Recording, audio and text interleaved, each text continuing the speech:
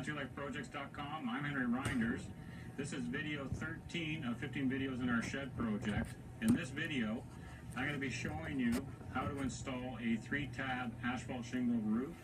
It's fairly straightforward. You just have to follow the steps in the videos and I'm sure you won't have a problem.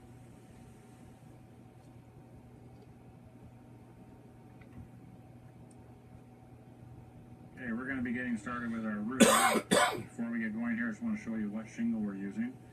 This is just a typical 3-tab shingle. They are generally 36 inches long, 12 inches deep, and our tabs are 12 inches each. So 6 inches on center or 12 in between. When you're picking this material out, and you're at the lumber yard or your roofing supplier, paper packaging tends to show damage quite easily. Plastic wrap, because it tends to loosen up, it's very hard to see damage. So I recommend when you're picking out your material that you just run your hand around the perimeter of the packages. Just make sure you don't feel any dings or dents. Strapping from when these are bundled up and everything can leave marks in your shingles, which renders them useless. So take a little bit of time when you're picking them out. Like I say, paper wrap tends to show a little bit better, but again, check those as well. And as far as our roof goes, we've already done the first half of our roof. There's a reason for it. I want to show you a couple things. If you look up here, you'll see that I have screwed a 1-inch trim board on here, which is our overhang. We're going to use that for measuring and trimming if we have to. By doing that, you will notice on this side here how nice of an overhang you get. It's perfectly straight. We have a 1-inch overhang on our side, our eave, and it is equal. So when you look at it from this angle, it looks very good. So next I want to bring you up onto the roof. I'm going to show you a couple things we did purposely that you need to look for. On this side here, I'm going to show you what we did with our starter strip, which is kind of a normal way to do it, but it's not the best way. This strip under here, which we put on first, is a full tile reversed. And as you can see, I can actually lift this shingle edge here. The way we're going to do it on the other side, so that you can see the difference, is we're going to go with a strip of tile cut from our shingles that has the tar strip here, which will allow this first row of shingles to adhere and prevent blow up in the future. Makes it stronger. You can also go this way with that strip, but we'll show you that on the other side when we get there. The other thing on here, and I'll show you on this side, you'll notice we don't have a 6-inch and a 12-inch start.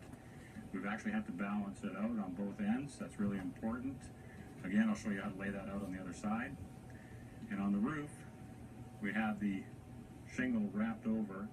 And I'm going to show you as we get closer to the ridge why we're doing that. And so let's get started on the other side. Okay, we're up on the side of the roof where we're going to be doing the roofing and finishing this side off.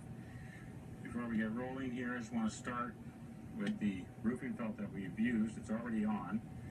We've actually cut it just a little bit back from the edge of our fascia. So 1/8 inch to 1/4 inch roughly. That doesn't have to be perfect. You just don't want it overhanging. Kind of looks rough.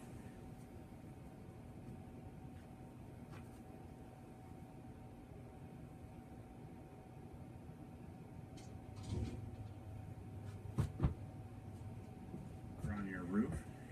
If it gets wet, it may bubble a little bit like that, but it's better than 15-pound felt, which if this got wet and it was 15 pound, it would look terrible and it's very hard to work with. You can also get roofing felts that are made from fiberglass and other materials that are resistant to water, and they won't do that at all. A little bit more money, but for a shed and for most houses really, number 30 felt is fine. It's a very thick material. Once you have that on, and I recommend that you use plenty of staples. You don't want this moving. You know, you will be standing on it at various times, so make sure you use enough staples. We've used 3/8 on here. That's about what you want. When you staple onto the lap here, or where there's double layers, 1/4 inch just won't cut it. So Once you get that on, the next step will be to lay out your shingles. Now, in a lot of videos or instructional manuals, right off the bat they talk about, you start off with a 12-inch right flush with the overhang where you want it, and then you go 6 inches in on the next one. If you are laying out your roof, in this particular case, if we were to do that, at that end there, we have a 1/2 inch left over. So there's no way you can actually secure a small strip at the end there. So in this situation, you want to find a balance between the two so you have an equal amount on both ends. So I've nailed this strip on here temporarily. If you're working on your own, this is really handy because you can move the shingles back and forth while you're adjusting and trying to find out what the measurement's going to be. So in here, what I've done is I've moved this so I have 3 3/8 of an inch on the other end, and then with this tile here centered on the lower tab here, we have the exact same amount here, keeping in mind that this strip here is the actual end of our shingle. That's our 1 inch overlap there. So take your time and get this laid out. Try and get an equal amount on either end. If you have, say, 3 inches here and 4 3/4 down there, that's okay, but just make sure that the other side's the same way when you do it. So that done, we're going to take this off, and then we're going to start showing you how to lay out your starter course. One more thing though, once you have this figured out, I'm going to move this one out of the way. Once you have this figured out and you have your first shingle in place here, before you move it, mark off a line at the end here as your starting point. We're going to use that later for our layout. A couple more things before we actually get started with our layout. Quite often there's a lot of talk and controversy over this plastic strip that you see on the back of shingles. A lot of people think you have to remove that. Absolutely not. In fact, on a lot of shingles you'll actually see a label on here that says do not remove. This is strictly to keep your shingles, if you can imagine this all in a bundle, from sticking together. So from this tar layer sticking to there, you never get them apart if that wasn't there. And when you lay the shingles, you'll notice that this doesn't even interfere or come in contact with any of our shingle layers here. In fact, that is where your nails are going to be going through. So you lay this down at your 5-inch exposure right here, you can see that it's up here at the top of this shingle here, and this here has full contact with our tar layer. So do not take that off. If anything, it just adds a little bit of reinforcement underneath where your nail goes through. How much, I can't say, but that's said to add some strength to it. And one other thing, this is a 30-degree angled roof. It's a 7/12 pitch, and as we get going on this video, safety should be number one concern. We're going to get about 3 or 4 rows up. I'll mention some of the safety equipment that you can buy for that. Also, if you go to our website at countrylifeprojects.com, under resources, we have a section on roof safety, the equipment you can buy, some of the things you should be looking out for, and videos that you can watch that address safety issues on the roof. Also, clothing. If you have an old pair of work pants, I definitely recommend using those. You start getting up here and sitting on this, it's going to get dirty. As far as shoes go, don't wear hard-soled shoes. It can rub against here when you're standing on the shingle. It can rub on it, and it will remove some of the asphalt on the face of it. So soft shoes is important. And generally, a 7/12 pitch is a lot steeper than you'd think. If you're standing up here, it's very easy to lose your balance, especially if you're not used to it. So definitely visit our website and read the safety information we have. Check out some of the equipment and some of the videos. It's definitely worthwhile. Before we start our layout, we have to determine what the width of our starter strip is going to be. We will be cutting those ourselves. So it's fairly simple. Just take a look at this shingle I got laid out here. You'll see we got our tar strip here. This is what we want near the bottom of our first run and at the edge of our fascia board. This line here, which has little notches here at the end where this line comes through, we're going to be cutting this first strip right here. So to do that, just flip the shingle over. Like I say, we got these notches on the ends here, plus we can use these two here. Just place a straight edge on there. Take your time to make sure these are accurate. And just score the back.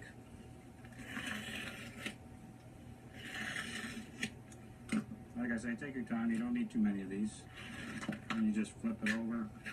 Pieces will just drop off. We need 4 of these in a bit, so I'm going to make those, and the measurement for those here, 7 inches is what this one works out to. So when we get up on the roof, I'll show you how we do that. And I'll finish that up and then we can get going. We're going to lay out our starter rows and then our spacing. The first starter row here for our starter strip, we have a 7-inch starter strip. We want it to hang over 1/2 inch to 3/4 of an inch. In total, we're going to have 1 inch overhang with our primary layer of shingles, but we don't want the starter strip the same because we're cutting it ourselves. Could be some variations in the width, and if we were trying to make it the same, we would probably not get a nice line here. The nice line we're going to get with the main shingles is through a chalk line. And so the first thing we're going to do is we want a 1 inch overhang. Our shingles are 12 inches, so we're going to make our first mark at 11. Mark that off, and then our starter row are 7 inches, and I'm going to give them 5/8. As long as you're between 1/2 inch and 3/4, you're fine. Mark that. And then from this line here, we're going to go up as much as high as we can reach from our ladders. We're going to go up every 5 inches, which is what our exposure is going to be on our shingles. And then we can add more lines as we go up. I highly recommend that you chalk all these lines. We're going to repeat these measurements on the other end, and we're going to snap our lines, and that's going to give us nice straight lines with our shingles all the way across the roof. With 3-tab shingles, you also want to make sure you're centering and you have lines, vertical lines this way, to keep your shingles in line this way.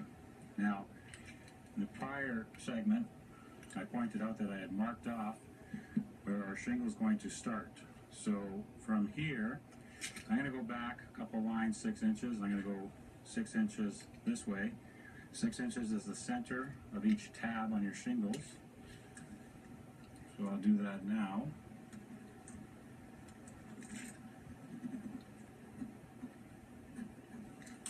And we'll do the same thing on this side of this line.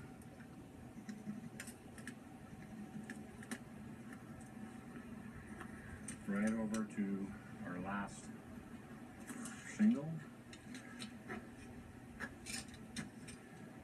Put a good mark on there, it makes them easier to see. Now we're going to repeat these lines up at the peak, or the ridge of the roof, and we're going to use those all the way through the whole installation. Why I'm doing so many here is that we're going to start at the bottom here. We're going to step back with our shingles so that we can work in one area and move our ladder and then do several rows in one shot. So we're going to do that. We're going to mark our lines down there, and we're going to snap these lines. It's fairly difficult to do on your own, so if you do have somebody that can help you, by all means, get their help. And we'll come back shortly once these are all marked off and start laying our shingles on so that you can see how this will all start to work together.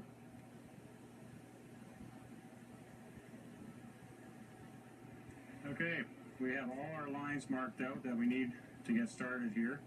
Our vertical lines go all the way to the ridge. The horizontal lines, we've gone as far as we can reach. I've nailed a block in here to hold my material. Make sure you use a couple of screws, otherwise it can flip out on you. We're going to start with our starter strip, which we pre-cut.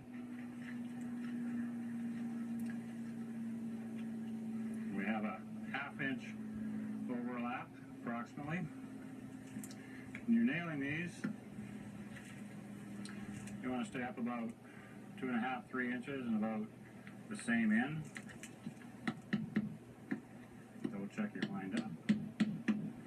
We're flush with the outside of our spacer bar.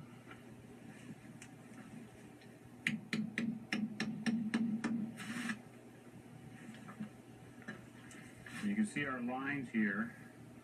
We're going to have our open groove in our shingles between the tabs on those lines. So when you're nailing, make sure your nails aren't in those spots.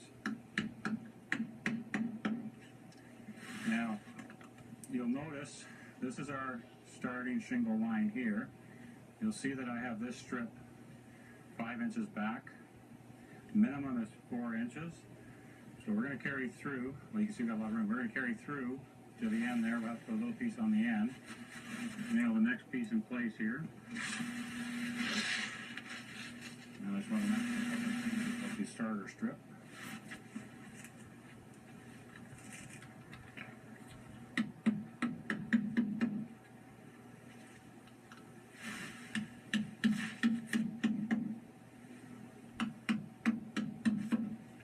Use a couple extra nails on this, it doesn't matter too much, never gets seen.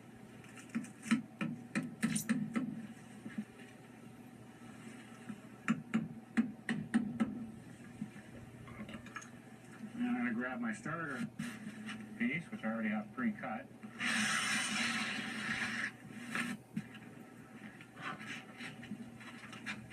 It's going to go here.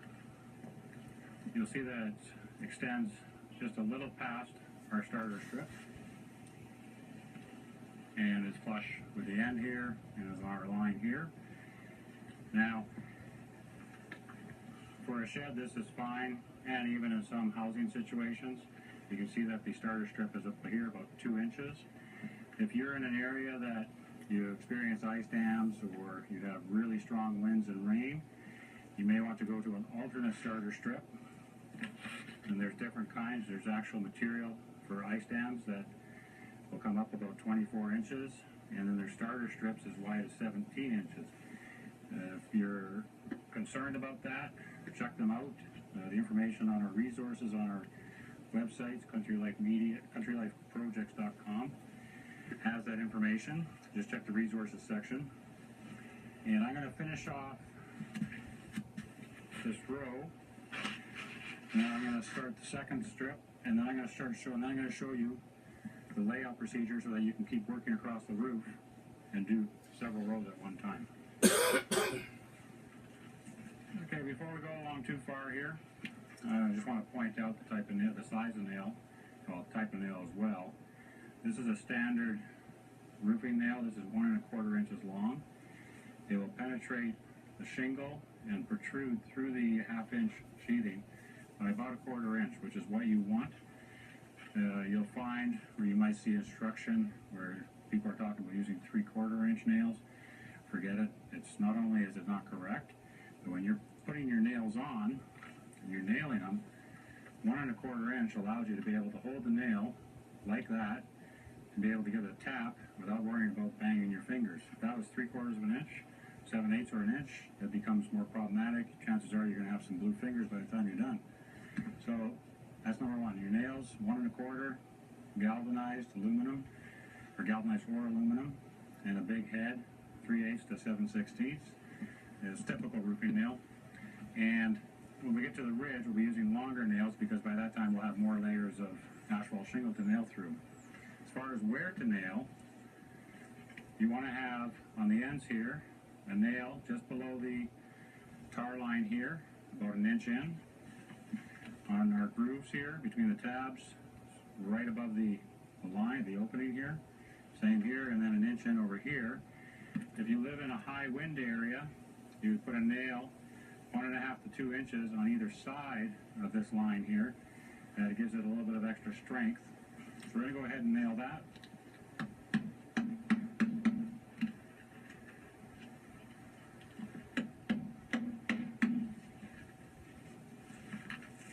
Double check you're on your chalk line.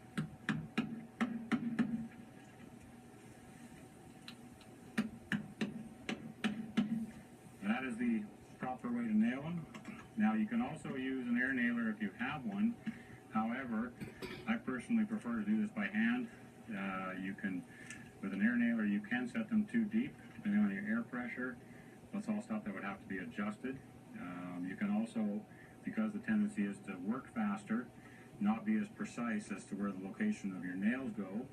Also, if your gun's on an angle or something along, you know, either way, or this way, and your nail goes in on an angle, that's not good either, because your nails do need to go in straight and flat, and you don't want to over nail them. You want to make sure they're solid, but not over nailed. And if they're on an angle, they can actually cut into the shingle or cut into the shingle above it. So nice and flat, not too deep, but solid. So I'm going to get the next piece for over here, and then I'm going to show you what we're going to be doing with our staging here, or stepping back, to allow us to work in sections as we go across the roof. It's very helpful when you're working on your own to be able to do it that way. As you can see, I've got the first of our shingles in to create our step here, and I'll show you in a minute what that's about. It's really easy for measuring. You just simply take your tape. Imagine these shingles aren't here. You take your tape from your spacer piece there. So you would put it there. You would measure over to your line. You do the same thing on the next one. Measure over and take those measurements. That one there, and right through to that piece there. You just go down, cut them all square. I'll show you how to do that in a quick little video, or part of this video. And so that's one thing, that's ready to go. Now, one thing I did not show you earlier that I have the opportunity to still show you is we did our starter strip down here, and it has our tar bead or tar line underneath here, which is going to allow these shingles to adhere to that. You can also, if you're concerned about wind on the ends of your shed, you can also put the same type of starter strip here. You notice on the back here that our plastic is only about a 1/2 inch wide. So when you do it on the ends, you only want to be 3/8 of an inch over. And when you adhere it on the bottom here, our starter strip comes up to about here. This piece would overlap by about 2 to 3 inches, and you would nail it back about 2.5 to 3 inches as well. And you would run that right through to the peak of your roof, and then the top would overlap onto that. So that's a way to ensure the wind does not pull up on your end shingles here. I'm going to go ahead, move my ladder, and then I'll show you how easy it is to do these shingles with a stepped procedure like this. Okay, cutting shingles is not hard. It's similar to drywall in the way that you don't have to score it all the way through. A good sharp knife is definitely a must. You don't want the flimsy type of knife that, with the break-off blades. This is much better. To do it, you want a 13-inch or 16-inch board, whatever you have, as long as it's wider than your shingle. So let your shingle stick past the edge a little bit from the top end, and use a triangle square like this. My preference, because it's got a nice beefy edge here. Just make sure it's flush there, put it on your mark, and just score through. You'll kind of get used to how deep or how hard you have to push. Just snap it, comes off, and then you have a nice clean line. This will give you a much better finish on the ends of your roof, on your overhang, and they'll be nice and square. And that's about all there is to it. One other quick note before I actually get started with that. The pieces that you cut off of your starter strip, your starter shingles over here, save them because they will be usable on the other end. But let's get started dropping these into place. You're going to like this because you can stay in one spot, do 3 or 4 rows right away.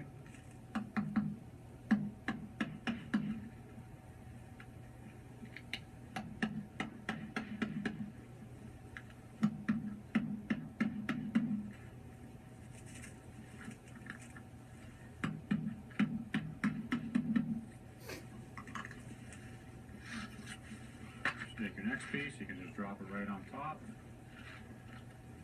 After this, you won't have to worry about spacing for the remainder of the roof.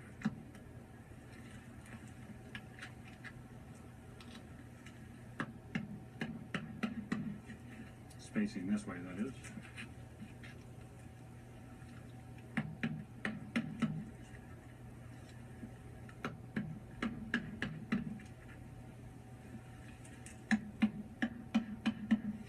Now before I put the next piece on, at this stage, there are roofing brackets that you can install, that you can mount on here, that will allow you to put a 2x10 along the length of your roof that you can stand on as you work up your roof.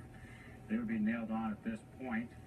Under our resource section on countrylifeprojects.com, under the roofing, we have information on those brackets. So just take a look under the safety section on roofing, you'll find them. And we're just going to carry on here. We'll put the next piece on.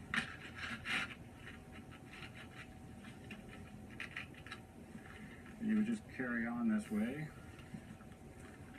This block here is actually going to interfere with the next piece, so I won't be able to put that on without removing it.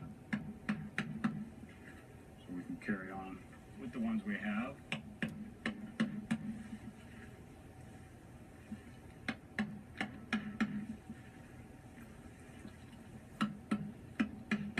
Okay, as you can see, the stepped first process that we have over there carries on here, and it will do so on the next 3 strips. So we can just carry on through to the end. You get to the point where you have to start cutting them. Remember, you can use the pieces you cut from that end over there, and then we just repeat this process. We'll chalk more lines, and we'll carry on. It'll work its way up the roof. It's a very easy way to do it. You get a lot done in an area at one time. Okay, we've got to the end of our first rows here. And on the other end there, we cut our pieces to size to get our start. On this end, we just have our pieces that we have to fill in. It's very easy to do when you use this step procedure. You can measure a number of pieces at one time. You just simply measure from our spacer board we have on the end here, which is our 1-inch overhang. Take your measurement. We got 3 1/4, 9 1/4. If you have more rows, you could carry on and take those measurements. Go ahead and cut them like I showed you earlier. You'll notice that on this end here, with the procedure we use for finding where the shingles have to go, that the piece on the end here is the same width as the small pieces on the end there. When you put small pieces on the end like this, it's a good idea to put a nail not only at the bottom here, but put one up here as well. Reason for that, this is a small piece. You don't want it to cantilever out over your edge here later on in the future. So that's all you have to do there. Just put our next piece on here. So that completes these rows. From here on up, I actually prefer to be above my work going up. That way I'm not standing on my shingles. So we're going to finish the remainder of this. We're going to get up to the ridge. When we get up there, I'll show you how we lap it over and then how we do our ridge caps. As far as the rest of this goes, just follow the procedure all the way up. Repeat your stepping process at that end. Work your way over. Fill in here. It's pretty straightforward from this point forward. Okay, we are now at the ridge of our roof. I want to show you how I did that. On this side here, we came up, overlapped it, comes down about 3 inches. We're doing the same thing coming up this side here. We're going to overlap it this way. By the time we have our ridge caps on here, that gives us 3 levels of protection. And to do that, because we don't have a chalk line here anymore, just line this one up with the first one.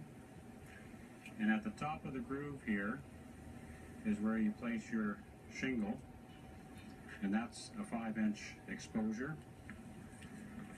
And just nail this on first, the same way you would nail shingles normally.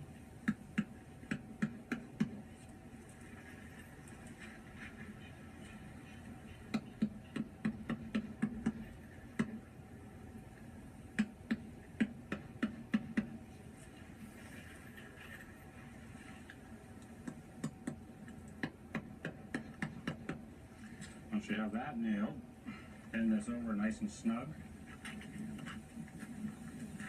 And nail this side down.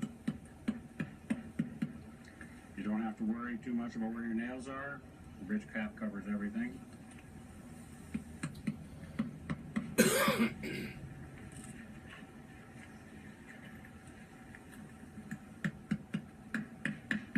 Remember to keep this nice and snug. You don't want your ridge caps peaking too much.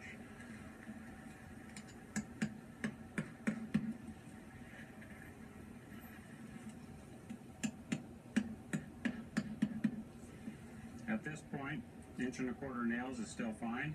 When we do our ridge cap, we're going to use 1.5" nails to compensate for the extra material that's on here. We're going to finish up to the end and get that done. Next, I'm going to show you how to do the ridge caps. They're really simple, and then we'll come back up and we'll start putting the ridge caps on. Next, I'm going to show you how to cut your ridge caps. This is where you can use up any of the pieces you have left over. What you want to do on this point here and here, on the end of your shingle here, is take a straight edge. Triangle, square works good. And just cut these pieces off. I'll show you why we're doing this in a second.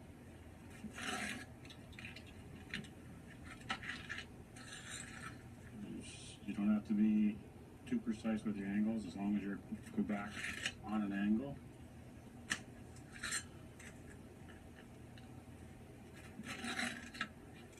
Just make up as many as you need for the roof.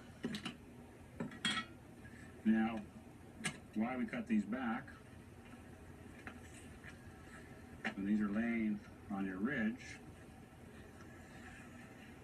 and you're putting them together like that, if you still have this here, it would show up on the edge here, and it gives you a very unsightly line along the ridge of your roof. This way you never see it. You get a very nice clean finish. You also need to cut one strip 5 inches like that. That's going to be the piece you're going to use to finish the ridge cap at the other end. That's all there is to it. Cut as many as you need. Use up all your leftover pieces if you can. And we'll get started with the ridge cap next. Okay, we've got all our ridge caps cut and stacked up here. This handy little jig that they're sitting on is really simple to build. Just a 2x4 down here, chunk of plywood, and 2x6 here. Keeps them all nicely stacked, which is important too, because if they're kind of like that in different places, they'll start sticking together. If you keep them stacked, so this plastic strip is on top of the car strip, they won't stick together. So to get going here, I'm going to show you how you figure this out.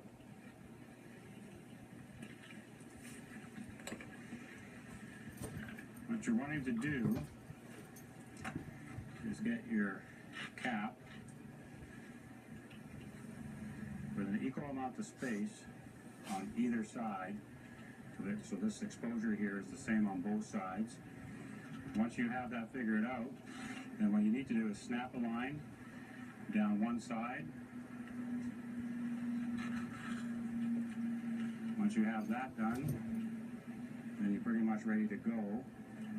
Now, one advantage of having this double layer folded over here is you get a bit of a rounded top here, which makes it nice for putting your ridge cap on. So, same way that we do our shingles, you nail behind or just below the tar line here. And in this case, we're using 1.5" galvanized roofing nails. You line it up to the line and to the outside edge here. Lay it flat. Do the one side and then pull it over nice and tight. And nail the other side. Now the exposure on these is exactly the same as the roof. So, simple way to do that, you no longer have any notches or grooves to give you that exposure. So instead of measuring each one, just cut a little stick, and then you can just space them that way. Line it up to the line, and nail the next one. I would recommend keeping them about 1.5 inches up to make sure you're nailing into the shingle below.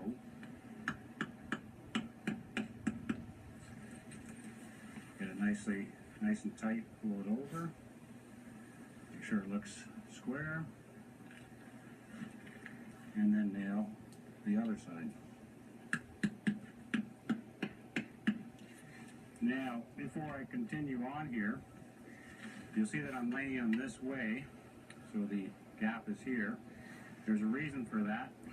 Our wind comes from the opposite direction, so if it's raining and the rain is coming this way, then it's going to go across the top of our caps, not into them. If these were the reverse, the rain would be going inside and being forced in here. So these should be laid opposite to which way the wind and the rain generally hits your roof.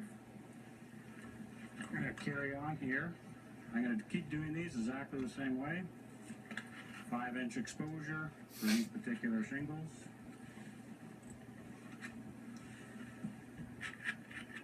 And the chalk line is an absolute must. It'll give you a perfectly straight ridge cap line all the way down your roof. Makes it look very nice.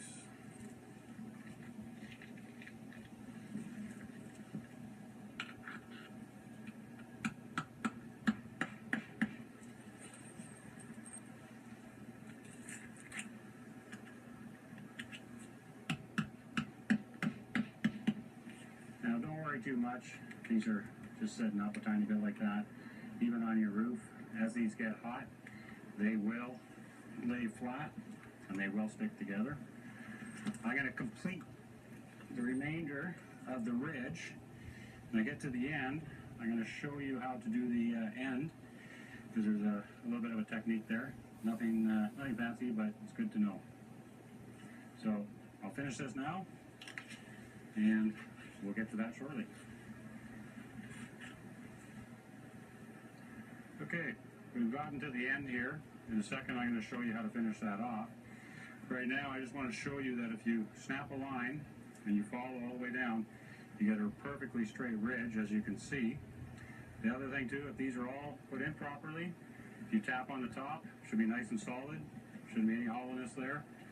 You'll see these are a little bit loose right now. Again, those will melt, and the tar strip underneath will melt, and they will bond together. So next, let's go over here, and I'll show you how to finish off the end. Okay, we're at the end of the roof, and we're going to be putting on our last ridge caps here. There's two ways to do this.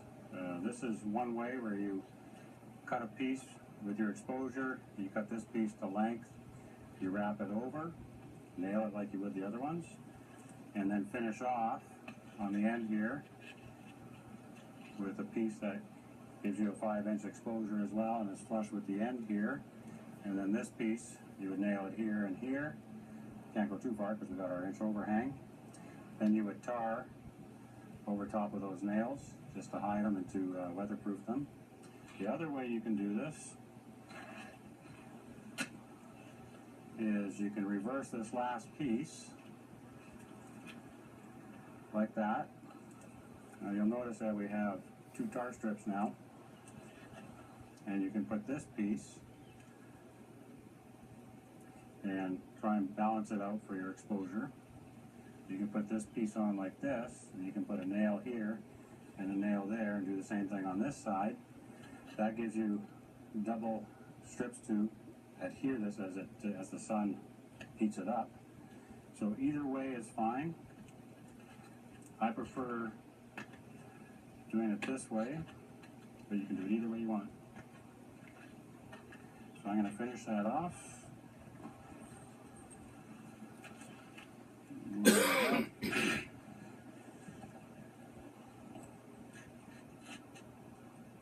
I already cut this piece to length, so I know it fits.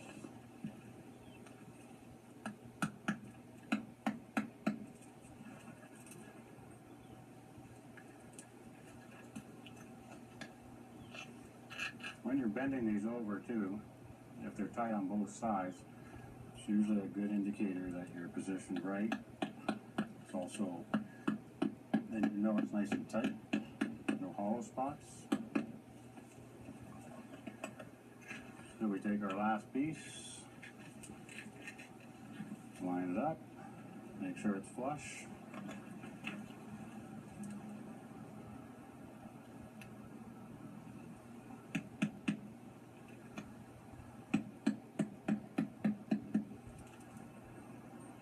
Before you put the second nail in, just get it lined up on this side.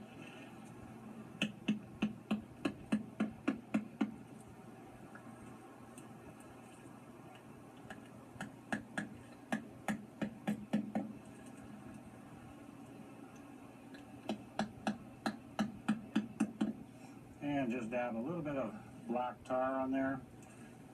If you have a colored roof, brown or green or whatever color, you should be able to get a suitable sealant that's color matched or close to the same color. If you just have dark gray or black shingles, tar will do just fine.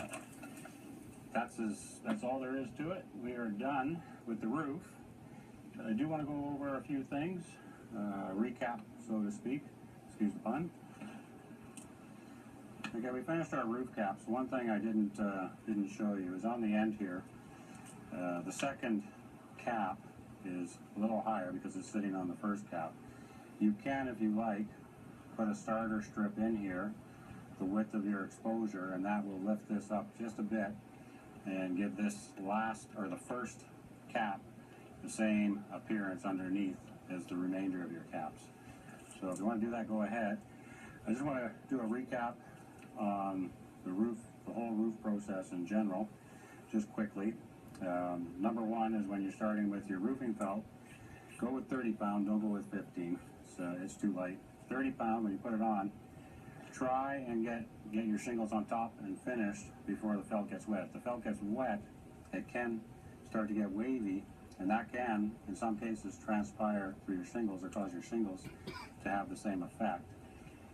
If you live in an area where you may have to work when it is raining or a little bit drizzly, then there's other materials that you can buy for underlayment that won't do that. Fiberglass based, plastic based, well, sort of plastic, new compounds these days. So keep that in mind when you do your felt or your underlayment.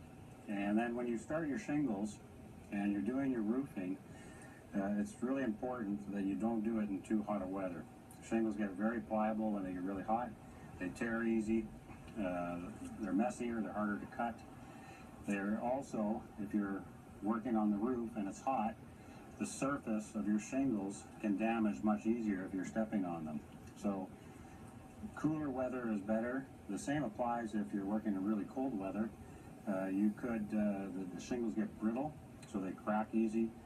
So cold weather can be problematic as well. So early morning, starting early morning, and then going later in the day, starting later in the day again, if it's really hot, probably isn't a bad idea. The other thing, you'll notice when I was chalking out the lines that I did my vertical lines. And the vertical lines, when you're using 3-tab shingles, is really important because you want all your lines on your shingles lining up when you look up the roof. So by doing those vertical lines, we achieve that.